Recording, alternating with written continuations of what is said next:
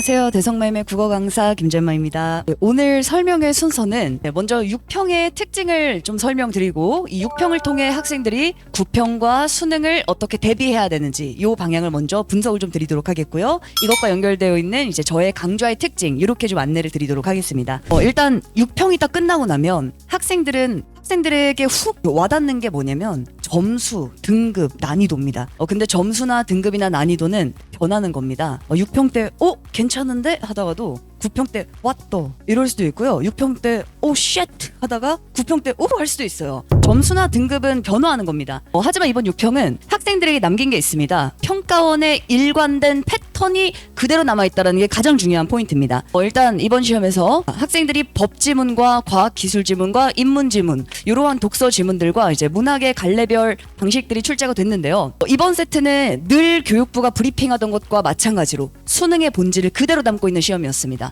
아마 수능의 본질이라고 하면 좀 너무 추상적이라고 생각하실 수 있는데 예를 들어 출제 유형과 출제 패턴이라는 건 이제 이런 겁니다. 이번 세트에 법지문이 나왔는데 사실 국어가 아주 까다롭게 나오진 않았기 때문에 학생들이 그냥 읽고 풀면 되는 거 아닌가? 무슨 법의 패턴이라든지 아니면 그동안 수능에서 법을 어떻게 출제해 왔는지에 대한 지문의 흐름이나 혹은 이것 중에 어떠한 정보들이 선지화되는가 이런 대단한 생각을 하지 않아도 그냥 읽고 풀렸는데 괜찮은 거 아닌가? 라고 생각할 수 있기 때문에 제가 총평과 해설 강의에서 이런 부분들 굉장히 많이 강조했습니다. 법의 패턴이 뭐야? 법지문은 뭘 출제하지? 이번에 주체, 요건, 결과 확인했어? 일단 우선순위가 나왔을 때는 어떠한 부분들이 출제가 될까? 판례가 나오면 결과와 근거 확인했니? 이러한 부분들이 머리에 확실하게 남아있지 않다면 이번 시험을 통해 우리가 배울 게 사실은 없다 그렇다면 6평이 남긴 것은 자 이후에 어떠한 내용들이 동일하게 출제될까? 만약 법지문의 패턴을 확실하게 알고 있었더라면 8번이 오답률 1위일 리는 없었을 텐데 8번 문제는 법지문에서 학생들이 가장 많이 틀렸던 세트인데요. 출제 요소들이 무엇인지 알았다면 절대 틀리지 않는 세트입니다. 그래서 이번 시험은 법지문의 패턴과 무엇이 출제됐는지를 그대로 남긴 것이 6평이 학생들에게 가장 중요하게 시사하는 바다. 이 포인트를 가져가야 된다. 그걸 챙기지 않으면 이번 6평은 아무것도 의미가 없다. 제가 가장 강조를 많이 합니다. 법지문의 패턴이라고 하면 실제 수능에서는 이러한 단어를 사용합니다. 수능은 적용의 시험이다. 적용이라는 건 하나의 지문으로 절대 설명할 수 없는 게 적용입니다. 일반적으로 학생들이 공부를 할 때 이 독서 지문 하나 이 하나의 지문들을 열심히 수업에서 1시간 반 동안 분석합니다. 그러면 이 텍스트에 대한 이해가 굉장히 깊어지죠. 이건 이런 뜻이구나. 다음번엔 새로운 텍스트가 나옵니다. 이건 뭐지? 강의를 들으면 또 압니다.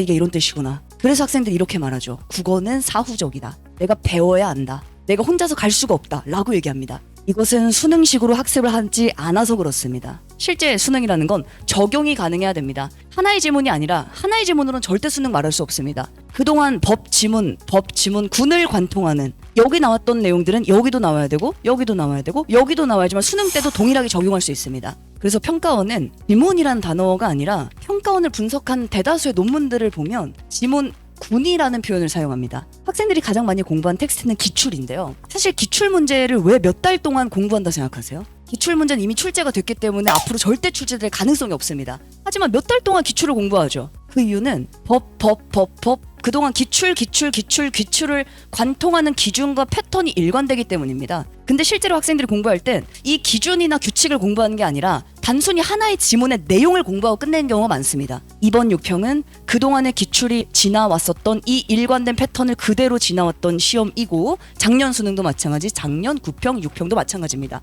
이러한 패턴과 기준과 규칙 없이는 우리가 9평 때 무엇을 해야 될지, 수능 때 어떻게 법지문을 읽어내야 할지, 어떻게 과학, 기술, 인문을 읽어내야 될지에 대한 기준이 없을 때 국어는 흔들리게 되죠. 이번 시험이 쉽다 어렵다 하나도 중요하지 않습니다. 이 시험을 통해 늘 출제하던 법지문에 이러한 패턴을 출제했구나. 9평 때도 내가 이러한 부분들을 봤을 때 문제를 맞힐 수 있겠다. 이걸 확고하게 명료하게 가져갈 수 있는 세트가 이번 6평입니다. 이걸 챙겨가는 것을 위해서 제가 해설 강의를 꼭 봐라. 이번에 학생들 중에 100점이 굉장히 꽤 많더라고요. 저는 100점 학생들도 무조건 저 해설 강의 보게 합니다. 100점, 그 100점 유지하고 싶다면 해설 강의 꼭 봐야 된다. 너가 놓칠 만한, 왜냐면 이번 시험이 아주 정교하고 어렵게 나왔더라면 학생들이 오히려 수능 때 점수도 잘 나올 수도 있을 거예요. 저는 6평 때 좀 어려웠으면 좋겠다는 얘기를 계속 했습니다. 왜냐면 학생들이 좀 어려우면 내가 아직 과학이 완성이 안 됐구나. 난 아직 수능이 과학을 뭘 내는지를 모르는구나. 그렇다면 6평 때 이걸 탄탄하게 잡고 이걸 반복 체화하는 연습들을 한다면 수능까지 시간이 꽤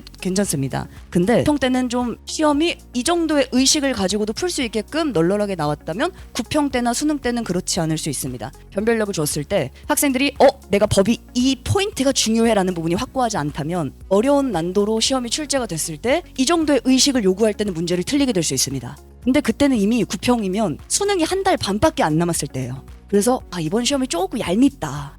6평에 좀 더 어렵게 냈으면 학생들이 이 부분을 집중하고 갈 수 있을 텐데, 그래서 이번 시험을 그냥 지나가면 안 된다. 이번 6평을 통해 우리가 가져가야 될 포인트는 그동안의 이 수능의 일관된 패턴들을 챙겨야 한다라고 제가 굉장히 많이 강조를 하고, 저의 수업의 특징도 딱 이 포인트입니다. 하나의 법지문이 아니라 법지문군을 관통하는 기준과 패턴을 학습해야 된다. 제가 이제 영상을 유튜브에 좀 많이 올리는 편인데요. 제가 인강이 있다 보니까 이제 대성에서 영상이 많이 올라가면 한번 제가 법지문의 패턴을 그 영상에 올린 적이 있습니다. 근데 누가 댓글을 달아주셨냐면 변호사분이 댓글을 달아주신 거예요. 그래서 국어 선생님 법을 이렇게 잘 가르치는 거에 깜짝 놀랐다고 이렇게 댓글을 달아주셨더라고요. 저는 수능 국어 지문을 공부했을 뿐인데 그만큼 수능 국어에 이제 법이 반복적 나왔을 때 그 법의 핵심적인 요소들이 명료하다는 얘기겠죠. 그래서 이러한 부분들을 제가 학생들에게 가장 많이 강조를 합니다. 이제 과학 지문도 마찬가지입니다. 인문 지문도 마찬가지로 수능이라는 것은 그래서 하나의 세트가 아니라 이들을 관통하는 이 기준과 규칙을 학습하는, 근데 이번 시험은 이러한 기준과 규칙들을 명확하게 관통하는 방식으로 시험이 출제가 됐기 때문에 가져갈 게 많다. 이렇게 분석의 내용으로 봐주시면 될 것 같습니다. 특히 하나만 더 말씀을 좀 드리면 이번 독서 지문만 봤을 때 적절한 문제가 10개 정도가 나왔습니다. 이게 무슨 의미가 있냐라고 생각하실 수 있는데, 이 적절하다는 것은 평가원에선 핵심을 묻는 문제를 출제하는 겁니다. 핵심이라는 건 아주 세세한 정보가 아니라 의도를 파악하고 핵심을 바로 들어갔을 때 맞힐 수 있는 문제들이 10개였다는 얘기는 이러한 부분에서 시간을 충분히 땡길 수 있었다는 얘기입니다. 근데 아직은 학생들이 실전 감각들을 많이 익히지 않았을 때이기 때문에 학생들이 이러한 부분들을 충분히 살리지 못했다면 시간이 부족했을 것이고, 이러한 부분들을 운용하기가 전체 시험 점수에서의 나의 실력을 발휘하는 부분들이 약했을 수 있습니다. 그래서 하반기에 가장 중요한 것은 실전 감각을 끌어올리는데 가장 중요한 건 실전 훈련입니다. 그래서 7월부터는 매주 모의고사 훈련을 통해서 학생들이 실전 감각을 익히는 부분들을 가장 중요하게 강조해서는 이제 진행이 되고 있습니다. 작년 6평은 난도가 좀 높았습니다. 작년 6평의 1등급 컷이 83점이었고요. 근데 작년 9평은 또 쉬웠습니다. 1등급 컷이 화작에선 100점이었습니다. 이 차이를 만든 요소가 뭐냐라고 봤을 때 발문과 선택지를 무시할 수 없죠. 작년 교육부가 수능에서 이렇게 발표했습니다. 수능 끝나고 나서 브리핑에서 뭐라고 발표했냐면, 킬러 문항이 배제가 됐기 때문에 어떻게 변별력을 살릴 것이냐,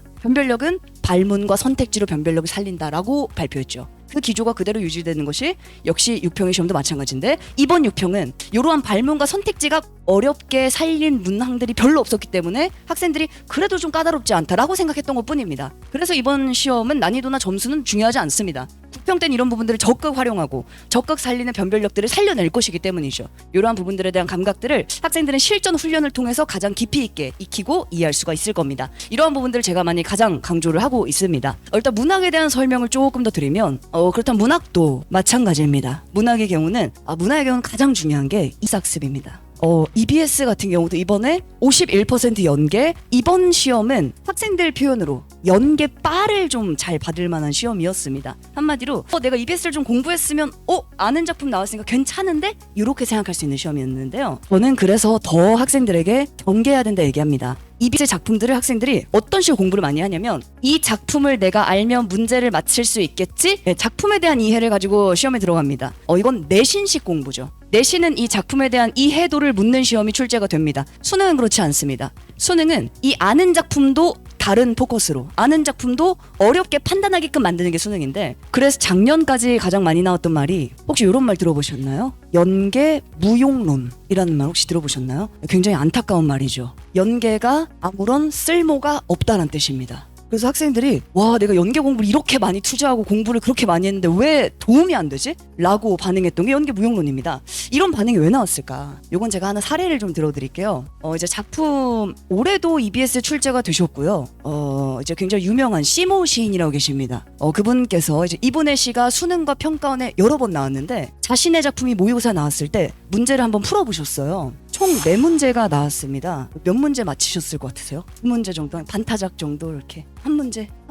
혹시 제로 있으신가요? 제로에 도전하시는 분? 예, 제로입니다 정답이. 틀리신 거예요. 그래서 자기가 쓴 시가 시험에 나왔는데 다 틀렸기 때문에 이분이 굉장히 화가 나셨어요. 그래서 언론사와 인터뷰를 하셨습니다. 그게 지금도 남아 있는데요. 뭐라고 인터뷰하셨냐면, 아니 이 시를 쓴 시인이 내가 이 문제를 다 틀리면 대체 수험생들은 뭘 공부한다는 거냐 하고 굉장히 분노하셨습니다. 이런 시험 없어져야 돼 하셨거든요. 근데 평가원이 이의 제기를 받아들일까요? 예, 받아들이지 않습니다. 왜냐면 평가원 시험은 시인의 의도를 묻는 시험이 아니기 때문입니다. 평가원 시험은 출제자의 의도를 묻는 시험이죠. 그 출제자의 의도라는 건 보기에 있고요. 선택지 판단에서 결정됩니다. 이제 보기의 관점대로 작품을 해석해봐. 그리고 나서 이 작품을 해석한 이후에 선택지를 판단해봐. 이 과정이 수능입니다. 이걸 제가 좀 더 구체적으로 하나만 말씀을 드리면, 예전에 학생들이 굉장히 많이 틀렸던 보기 문제 중에 고요를 중심으로 작품을 해석하시오, 이런 보기가 있었어요. 고요를 중심으로 해석해봐. 조용한 산입니다. 나무 베는 소리가 들려요. 정정정. 그때 학생들이 선택지에 인간이 자연을 파괴하는 모습을 제시하고 있다, 이렇게 나왔거든요. 네, 요 선택지를 굉장히 많이 골랐습니다. 맞다고 골랐습니다. 어떻게 생각하세요? 정정정. 인간이 나무를 베는 소리가 엄청나게 크게 들리는 거예요.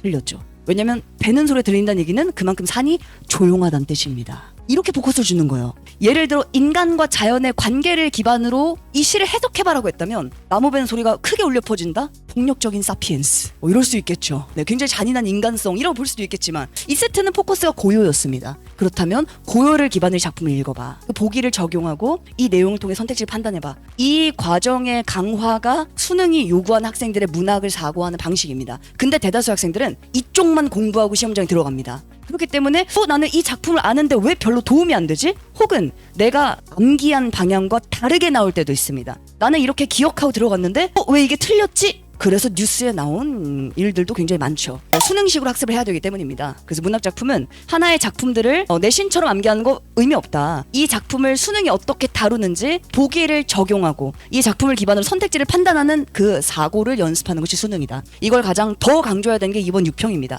왜냐면 이번 6평도 마찬가지로 이 보기와 선택지를 살리지 않았다는 건 수험생들도 다 알고 있습니다. 학생들도 9평은 이렇게 안 나오겠지, 수능은 이렇게 안 나오죠 라고 얘기합니다. 그러한 부분들을 학생들에게도 저도 6평의 이 내용을 중점적으로 하면 안 된다, 오히려 착각을 일으킬 수 있다, 이 부분에 사고에 좀 더 집중해라 라고 이제 강조를 할 만한 시험이 또 이번 6평입니다. 그래서 제가 학생들에게 해설 강의를 들어라. 왜냐면 자, 보기를 잘 봐봐. 수특의 보기와 6평의 보기는 굉장한 차이가 있습니다. 학생들이 수능 특강의 문학 문제를 풀면 많이 맞춰요. 왜냐면 보기 자체의 차이가 있는데요. 보기가 힌트가 될 때가 많습니다. 작품을 내용을 잡아줄 때가 많아요. 근데 평가원의 보기, 똑같은 작품인데 수특했을 땐 마치고 이게 평가원으로 들어오는 순간 난이도가 올라갑니다. 그 이유는 보기의 차이 때문이죠. 보기가 기준이 될 때가 많습니다. 보기에 나와 있는 추상적인 개념들도 굉장히 많아지고요. 선택지의 길이, 선택지의 추상성, 선택지의 난도, 이런 부분들이 수특과 평가원은 굉장한 차이가 있습니다.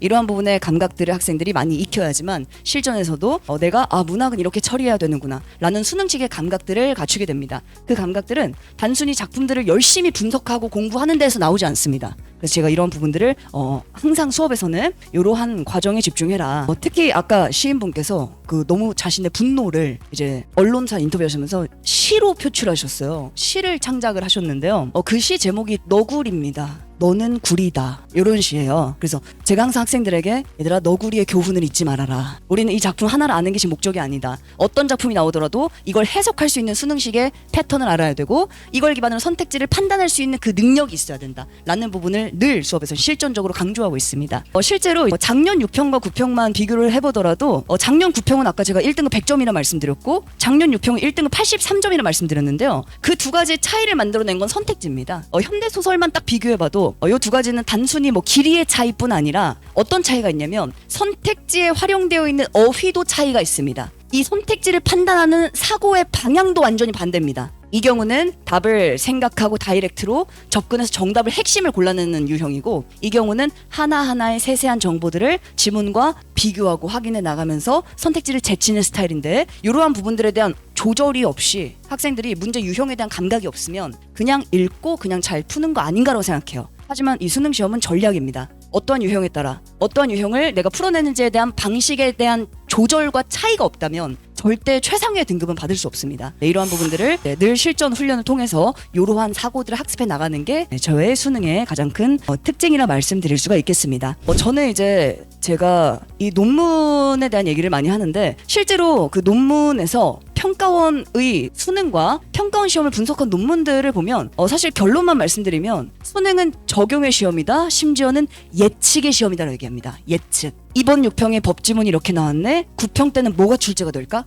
예측할 수 있어야 됩니다. 그래야 적용이 가능하기 때문이죠. 학생들이 보통 하나의 지문을 배우고 나서 이 지문의 내용을 아는 것 말고 이 지문을 통해 그렇다면 다음번엔 어떻게 읽을 거야? 뭐가 출제돼? 여기에 대한 답을 할 수 없다면 그것은 수능의 탈을 쓴 내신식 공부다. 네, 이렇게 얘기합니다. 실제로 그래서 지문군과 특히 선택지에 대한 얘기를 좀 잠깐 말씀드리면 선택지가 평가원은 이렇게 표현합니다. 학생들은 선택지를 보통 결과라고 많이 생각하죠. 1번이 답이다. 얘는 결과. 맞히면 넘어가고 틀리면 해설지 확인하고 비교하고 넘어갑니다. 하지만 평가원은 이 선택지를 이렇게 표현해요. 선택지는 자격 있는 정보로 이루어져 있다. 네, 선택지는 자격 있는 정보로 이루어져 있습니다. 랜덤하지 않습니다. 1번 선택지를 내가 틀렸다? 그렇다면 내용을 확인하고 넘어갈 게 아니라 예를 들어 3문단의 첫 번째 줄을 확인하고 넘어갈 게 아니라 잠깐만 이 1번 선택지를 내가 틀렸다는 얘기는 이 정보가 중요한 정보인지 몰랐다는 얘기예요. 이 정보가 무슨 정보지? 이 정보가 왜 중요하지?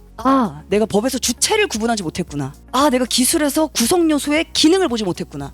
다음번에 이걸 봐야 되겠다. 이걸 남겨야 됩니다. 수능에서는. 그래서 그러한 지점들이 평가원은 아주 명료하게 선택지는 결과물이 아니다. 선택지는 조건이다. 다음 문제를 맞히기 위한 조건이다. 그래서 저는 선지 분석을 제가 대성에 런칭할 때부터 강조를 했습니다. 그 당시만 해도 선택지를 중요하게 말하는 사람이 한 명도 없었어요. 근데 저는 선택지 분석 강좌를 가지고 런칭을 했던 사람인데 선택지를 중요하게 봐야 된다. 선택지를 분석해야 이걸 기반으로 다음번에 법지문을 어떻게 읽을지에 대한 이 지문 독해 방향을 잡을 수가 있다. 선택지의 정보가 곧 다음번 지문 독해의 패턴의 중요 정보이다라고 제가 처음에 얘기를 하고 시작을 했었는데 그 당시에는 이제 선택지라고 했을 때 다들 지문 강조하는데 왜 젬마쌤은 선택지 강조함 야매 아님? 이런 눈물쭉 그런 적도 있었는데요. 지금은 정확하게 평가원이 지문의 장벽을 낮추고 선택지의 중요도를 높인다. 선택지를 기반으로 변별력을 만들어내고 시험을 출제한다 라고 얘기를 한 이후에는 학생들이 이제는 선택지 판단은 김젬마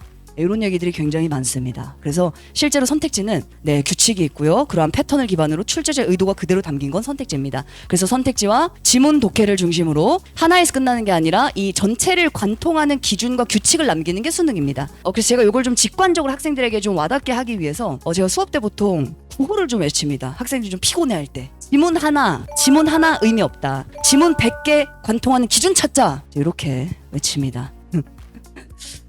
존재하고 계신가요? 네. 그래서 학생들이 그런 부분들이 맞아 수능은 적용의 시험이지. 그래서 저는 후기를 많이 이제 보여드립니다. 왜냐면 제가 이렇게 강의를 한다라는 것보다 학생들이 제 강의를 듣고 이러한 부분들이 달라지고 성취를 느꼈어요라는 부분이 가장 중요하기 때문에 이번 6평 끝나고도 사실 후기가 굉장히 많이 올라왔는데 제가 일부의 후기들을 좀 말씀드리면 저의 후기들은 어차피 내용들이 다 비슷합니다. 90% 이상은 성적이 향상됐다 이런 얘기들이 대다수고요. 특히 성적이 향상된 이유가 다 비슷합니다. 명확한 패턴과 구체적이고 실전적이다. 그리고 제시한 방향. 한마디로 내가 뭘 해야 될지 애매하고 난해한 게 아니라 법지문의 패턴은 이거구나. 과학 지문은 이렇게 읽으면 되는구나.